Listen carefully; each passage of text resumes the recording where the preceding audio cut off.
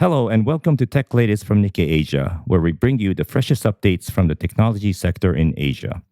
I'm your host, Akito Tanaka from Nikkei Asia's Tokyo headquarters, and Shaun Turton, Nikkei correspondent based in Sydney, will join me for this episode. We'll discuss Australia's new rare earth ambitions. Welcome to this week's episode, Shaun. It's really great to have you here. Thanks very much for having me. So, for Nikkei Asia's weekly Tech Asia feature story, you wrote about mineral sands in Australia. Now, what are these mineral sands and why are they important to the global tech industries?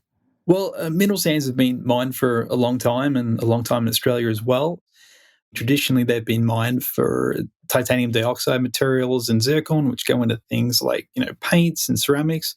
But the reason we decided to take a look at it is because they're increasingly discussed in the context of rare earth elements, which are also part of mineral sands included in there.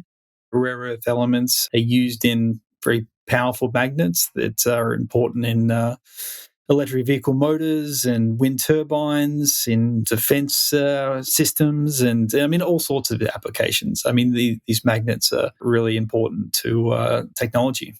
So, how long will it take for Australia's mineral sands to make it into these applications? Are they commercially viable at this moment, or what are the challenges? Well, the short answer is Australia, is already an exporter and has been for quite some time. Since the 1960s, they used to sort of mine it from the beaches. In terms of its application in rare earths, it sort of fits into this broader strategy that Australia is undertaking at the moment to build up a rare earths industry.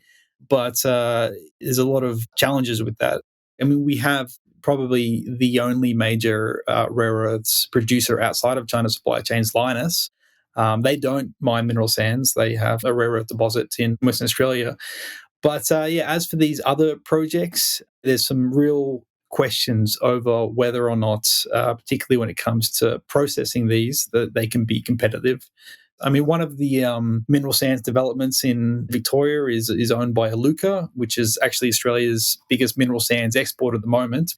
And they've got more than $1 billion from the Australian government to try to build a refinery in Western Australia. But as I said, there's questions over how competitive they can be, whether they'll be able to produce these materials at a cost that can compete with China.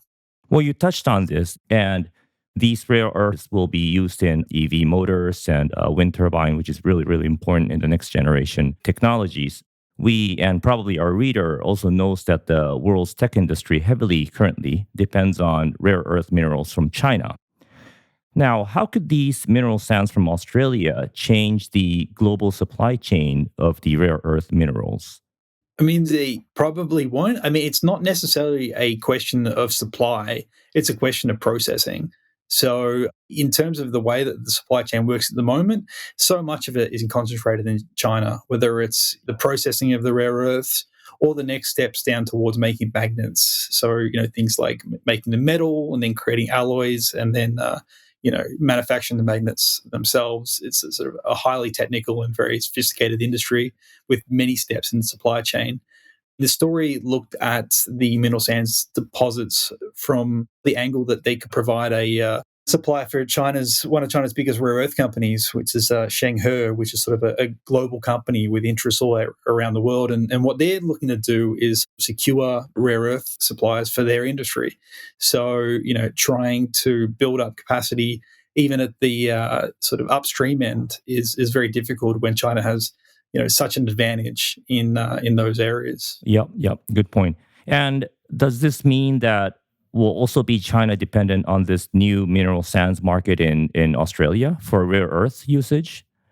Well, China is the main market for most of Australia's commodities. That's underpinned Australian growth for decades, sending iron ore and coal and gas to China and Asia.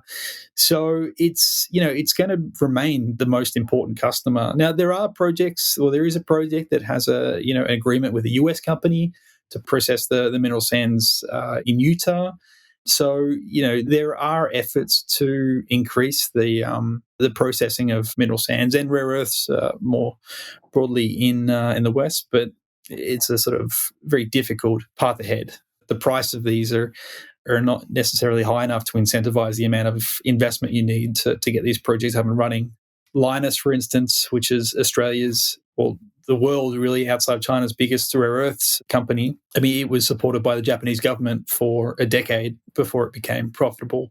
So it sort of really takes, a long-term commitments to get these projects off the ground and to a point where they can even begin to compete with Chinese players. So the potentials are there, but currently the market is in China. The refinery technology and process and factories are in China. So pretty much it's all dependent on the Chinese market at the moment. Yeah, I mean, the other issue that Australia has, and, this is in rare earths, this is in lithium, and in all these sort of endeavors to go downstream, is Australia's an expensive place to set up these type of industries. You have higher energy costs, higher salary costs, more complex regulatory environments. So, yeah, I mean, this is sort of a big ambition of this current government, is to try to move downstream and the phrase was the other day, become more than a quarry. But these are very difficult industries, and they don't necessarily operate at the scale of iron ore and coal, these sort of bulk commodities. High investment and less volume. So yeah, it's going to be a real challenge to see if or how Australia is able to sort of capitalize on the increasing demand for these type of materials, whether it be rare earth magnets or other critical minerals for batteries and technology. All right, great. Well, thank you, Shaun. I hope you'll come back again. Yeah, pleasure.